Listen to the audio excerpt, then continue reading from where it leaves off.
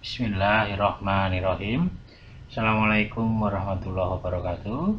Alhamdulillah, salatu wassalamu ala rasulillah.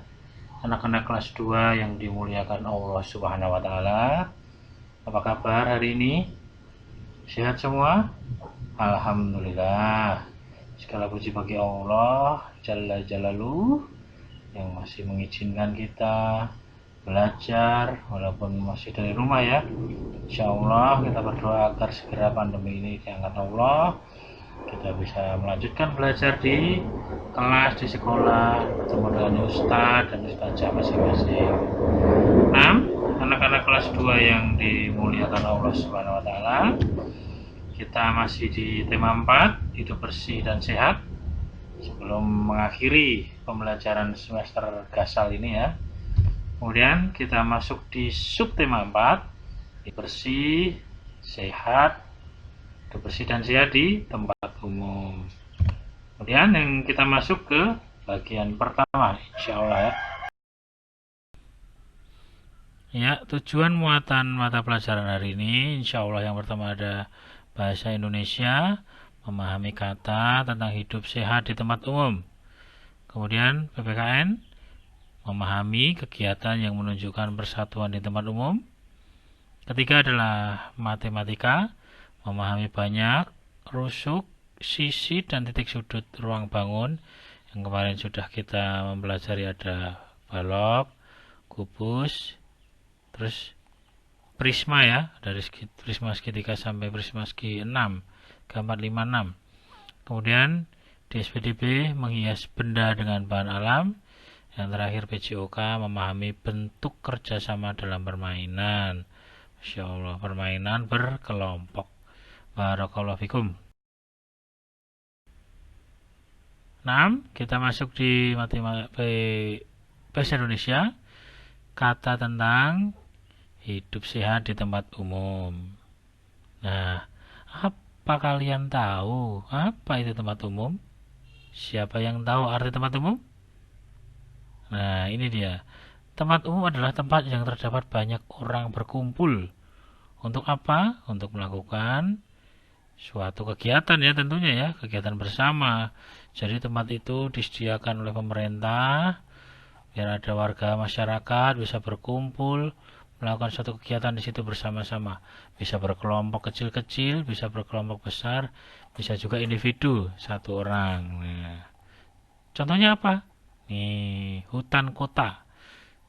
Apa itu hutan kota, Ustadz ya? Hutan kota itu adalah suatu area hijau, jadi banyak kayak kebun, banyak perpohonan di tengah kota. Nih, fungsinya apa? Berfungsi sebagai penyaring polusi di kota, sehingga lingkungan menjadi asri, sehat, udaranya sejuk. Kenapa? Karena di kota itu banyak polusi, banyak kendaraan, banyak asap, mungkin ada pabrik juga. Disitulah fungsinya pohon-pohon besar itu menyaring udara polusi menjadi udara yang lebih sejuk agar warganya tetap sehat. Nah, dan hutan kota ini biasanya terletak di tengah kota. Nih, baik kota yang besar seperti yang sudah Ustadz contohkan di situ. Kota besar, tentunya hutan kotanya terletak besar juga ya di tengah-tengah. Ada juga di kota yang kecil, biasanya juga ada. Kalau di sekitar kita biasanya ada taman-taman kecil ya, di situ ada pohon-pohon besar beberapa. Dan tentunya juga bisa sebagai tempat berolahraga bersama, berwisata dengan udara bersih dan segar. Nah, sudah pernah ya ke taman kota atau hutan kota ya? Barakallahu fikum. 6. Anak-anak kelas 2 yang dimuliakan Allah Jalla Jalaluh, kita masih di bahasa Indonesia, kata tentang hidup sehat di tempat umum. Nah, apalagi contohnya? Apalagi contoh tempat umum itu ya. Nah, selain hutan kota apa? Kira-kira? 6. Ustaz sudah kasih contoh halte bis. Tulisannya bus ya, tapi kita baca halte bis. Apa itu halte bis ya? Kok kayak ada bis besar, kemudian seperti bangunan ada tangga naik. Berfungsi sebagai tempat pemberhentian bus untuk menuju tempat tujuan. Jadi, kalau anak-anak yang dirahmati Allah Subhanahu wa taala ini ingin bepergian ke suatu tempat dengan menggunakan kendaraan umum, misalnya bis, anak-anak dengan Umi, Abi, atau saudara dapat naik bis melalui halte bis tersebut. Jadi kita datang ke halte bis, naik tangga, membeli tiket, menunggu datangnya bis, kemudian bisnya dibuka pintunya, ada tujuan-tujuan kemana. Katakanlah mau ke Solo, ke Jogja, Semarang. Nah itu bisa melalui halte bis tersebut. Pintu dibuka, kita masuk ya.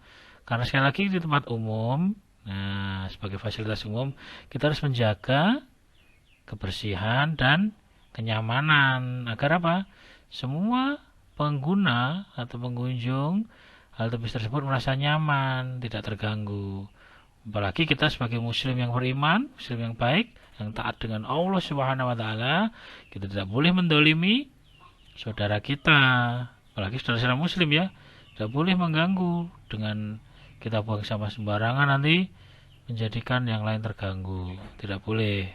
Nah, tuh tidak boleh juga buang sampah, apalagi coret-coret sembarangan ya, coret di temboknya pakai pensil, spidol, itu merusak fasilitas umum. Fasilitas itu suatu media atau pelayanan yang diberikan oleh pemerintah untuk masyarakat umum. Siapa saja boleh menggunakan, namun semuanya wajib menjaga, merawat. Nah, tugas yang pertama hari ini insya Allah adalah tuliskan 3 tempat umum lainnya dan beserta fungsinya. Sudah kasih contoh hutan kota dan halte bis. Insya Allah masih banyak sekali ya tempat-tempat umum yang dapat kita kunjungi, tentunya dengan menjaga kebersihan, kesehatan, kenyamanan, dan keselamatan. Apalagi kita masih di era pandemi, jangan lupa menggunakan masker dan cuci tangan. 6. Kita masuk di PPKN, yakni kegiatan yang menunjukkan persatuan di tempat umum. Kira-kira kegiatan apa saja ya? Nah, yang pertama adalah apa saja contoh sikap persatuan di tempat umum itu? Nih, yang pertama, menjaga kebersihan. Bagaimana caranya, Ustadz? Nih, Ustadz kasih contoh sebuah masjid. Nah, masjid dan tempat umum, siapapun semua umat muslim boleh menggunakan masjid tersebut untuk sholat, beribadah, zikir, baca Quran, taklim, menuntut ilmu. Nah, banyak. Bahkan ada beberapa panitia kegiatan rapat di masjid untuk melaksanakan kegiatan seperti ibadah kurban, Idul Fitri, dan seterusnya. Namun, biasanya juga ada sampah, makanya kita harus membersihkan masjid itu secara rutin. Tidak cuma rumah kita yang kita sapu, masjid juga harus disapu, dipel, agar tetap bersih dan sehat. Apalagi di masa pandemi, kita harus mengikuti himbauan pemerintah menjaga kebersihan di masjid agar beribadah tetap nyaman. Kemudian, tidak membuang sampah sembarangan. Lihat di contoh gambar itu.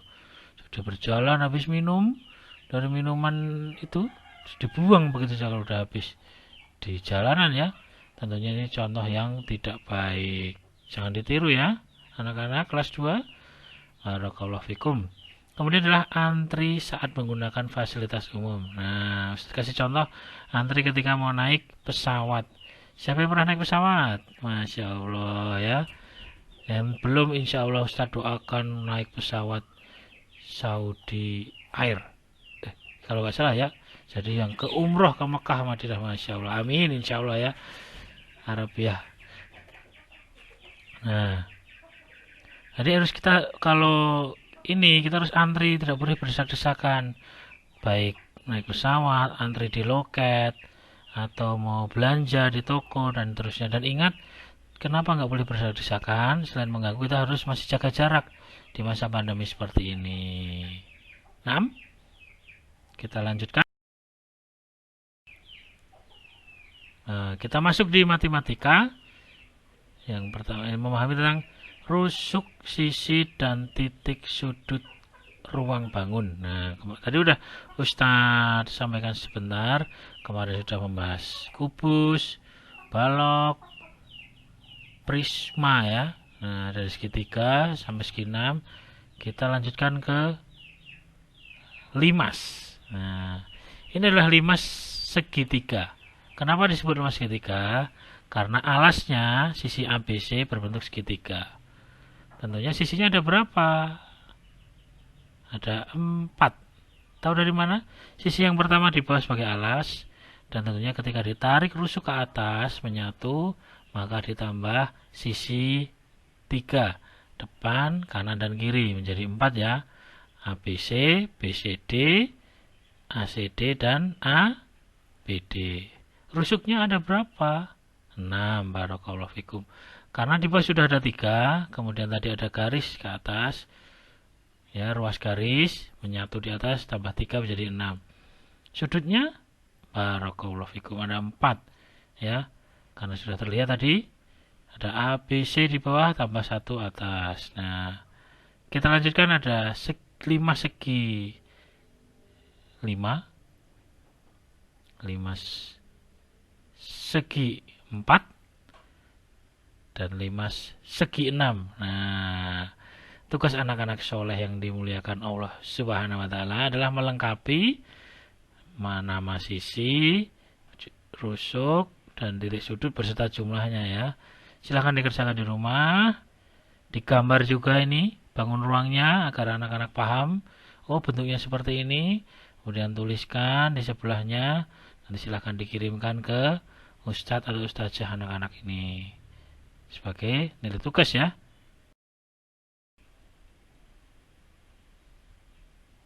Masih di matematika tentang rusuk, sisi, dan titik sudut bangun ruang. Sebelumnya ada balok, kubus, limas, prisma, sekarang limas. Nah, kita lanjutkan yaitu tabung. Oh, Masya Allah, seperti apa ini ya? Seperti tong. Nah, tabung itu ada berapa sisi? 3. Sisi alas seperti lingkaran, sisi atap lingkaran juga, jadi 2 lingkaran ditaruh di atas, kemudian diselimuti, namanya sisi selimut. Rusuknya cuma ada 2. Nih, rusuk yang ini lingkaran atas dan lingkaran bawah, dan lingkaran itu terdiri dari satu sisi yang bertemu. Itu namanya, kalau di dalam tabung, di dalam bangun ruang tabung menjadi bernama rusuk. Yang R kecil itu apa Ustadz? Itu adalah jari-jari. Nanti insya Allah anak-anak yang dimuliakan Allah ini semoga dimudahkan terus belajar ke tingkat atas, kelas 3, 4, 5, 6 sampai MTS atau MA, dan MA bisa mengenal rumus tentang R kecil itu jari-jari untuk menghitung bagaimana ini menghitung tabung ini. Nah, sisinya ada 3. Nah, selimut ini jadi juga bisa disebut dengan sisi lengkung karena ada sisi atap, alas, dan selimut atau sisi lengkung. Berikutnya kita belajar dengan bola. Siapa yang belum pernah lihat bola ya? Banyak ya, apalagi anak-anak soleh paling suka bermain bola, dan juga anak-anak soleha juga tidak kalah suka bermain apa? Bola. Bola apa? Bola bekel. Bola memiliki satu sisi lengkung. Nah, dia mengelilingi bangun ruang tersebut. Kemudian kita lanjutkan ke kerucut. Nih, kerucut seperti apa ya? Siapa yang pernah lihat kerucut? Masya Allah, betul. Seperti caping. Jadi, caping ini yang digunakan para bapak-bapak tani atau ibu tani yang ke sawah, ke ladang, untuk menutupi kepala-kepala beliau dari sinar matahari, menggunakan caping karena dia lebih luas dan awet biasanya ya, bisa bertahun-tahun ini caping ini. Bagaimana ciri-ciri kerucut? Nah, Masya Allah, ada 3 ya. Yang pertama, 1 titik puncak di atas. Nih, kemudian memiliki sisi lengkung atau selimut seperti pada tabung. Kemudian memiliki 1 alas. Sisinya berarti ada berapa? Ada 2. Nih, sisi lengkung dan alas. Tadi tabung ada 3 sisi, bola ada 1 sisi, sedangkan kerucut ada 2 sisi. Dan 1 rusuk lengkung. Nih, sudah paham ya? Nah, barakallahu fikum. Nah, tabung dan bola ini memiliki persamaan loh. Siapa yang tahu persamaannya? Coba ya kita perhatikan bersama-sama ya. Apa yang tidak dimiliki ketabung dan bola sedangkan kerucut memilikinya? Nah, betul sekali. Sudut. Muntas ya, barakallahu fikum. Kerucut memiliki satu titik sudut di atas, sedangkan tabung dan bola tidak memiliki sudut sama sekali. Paham nggih? Barakallahu fikum.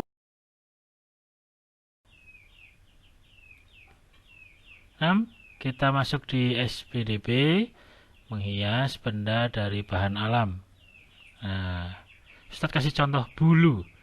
Bulu adalah salah satu bahan alam yang Allah ciptakan melalui hewan, misalnya ayam, bebek, dan lainnya ya. Nah, bulu ini bisa dimanfaatkan menjadi sebuah karya seni. Nih kita lihat alat-alatnya ya, alat dan bahannya. Ada bulu ayam warna-warni, pensil, pulpen, kain perca yang dipotong persegi panjang. Kain perca itu kain tidak terpakai ya, terpakai dipotong kecil-kecil, kemudian pita. Ada juga lem tembak. Lem tembak itu seperti apa? Di pertemuan sebelumnya di tema 2 atau tema 3 kalau tidak salah sudah kita bahas bersama ya. Jadi dia lem dengan ada listrik, tentunya menghasilkan panas dan harus didampingi dengan orang tua. Nah, inilah cara pembuatan kerajinan tangan dengan bulu ayam. Tuh, hasilnya seperti itu ya. Nih, ada pensil seperti berambut dengan pita di situnya ya. Alat bahannya di gambar nomor 2. Cara pengerjaannya dengan diberikan lem tembak di sisi atas pensil, kemudian dipasang bulunya dulu, setelah itu dirapikan dengan kain perca tadi dan pita, dan selesai. Mudah ya, insya Allah ya. Anak-anak bisa menerapkan di rumah, kerjakan. Ini bukan tugas, tapi insya Allah bisa dikerjakan untuk menambah semangat. Wah, Masya Allah, mau belajar, pensilnya bagus. Nah, kalau agak gerah bisa dikipas-kipasin jadi kipas kecil. Masya Allah. Nah, anak-anak kelas 2 yang dirahmati Allah Subhanahu wa Ta'ala, kita masuk di PJOK, bentuk kerjasama dalam permainan kelompok. Masya Allah, ada gambar permainan apa itu? Betengan. Siapa yang tahu? Nah, pasti banyak yang sudah pernah main ya, tapi yang belum pernah main, mari kita pelajari, kita perhatikan bagaimana cara permainannya. Permainan ini dimainkan oleh 2 kelompok. Ada penawan dan ada tertawan. Apa maksudnya ya? Nah, kita lanjutkan. Jadi masing-masing kelompok ini terdiri atas 4 sampai 8 orang. Atau bisa kurang ya.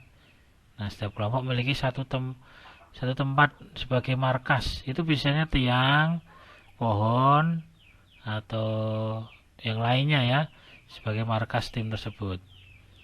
Markas atau benteng, nah makanya disebut permainan ini bentengan. Bisa tiang atau pohon. Nah, tuliskan. Tugasnya yang kedua adalah selain matematika, bagaimana bentuk kerjasama dalam permainan tersebut. Ini Ustadz kasih informasi sedikit ya. Jadi ada 2 tim, A dan B, bentengnya. Tim A biasanya ada satu yang jaga benteng, ada yang berlarian. Nah, nanti yang kena ditepuk sedikit, dia ditawan, dibawa ke bentengnya si A. Jadi si B anggotanya berkurang. Terus bagaimana permainan selesai? Nah, silakan dilanjutkan. Nah, hari ini selesai. Yang sedikit semoga bermanfaat. Semoga anak-anak kelas 2 yang belajar dari rumah dimudahkan Allah. Terus belajar, tetap semangat. Dan semoga berprestasi walaupun dari rumah. Nggih. Barakallahu fikum.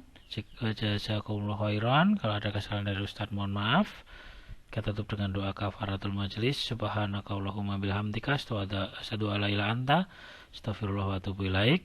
Assalamualaikum warahmatullahi wabarakatuh.